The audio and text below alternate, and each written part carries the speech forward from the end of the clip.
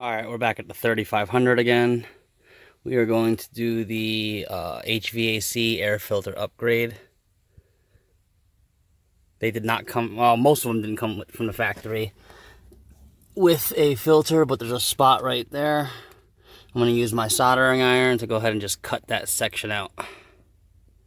Alright, after you use your soldering iron to melt away some of the plastic, take a knife and cut it away. Just be very careful not to cut yourself.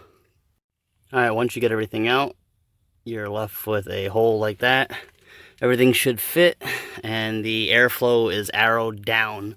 Let's get that in there. Alright, as you can see, the airflow is down, and we'll go ahead and get this cap on now over it. Alright, now that everything's in, put the cover back on, and go ahead and test your AC. Everything seems to be working fine. And that's how you upgrade your HVAC system in your Dodge Ram trucks.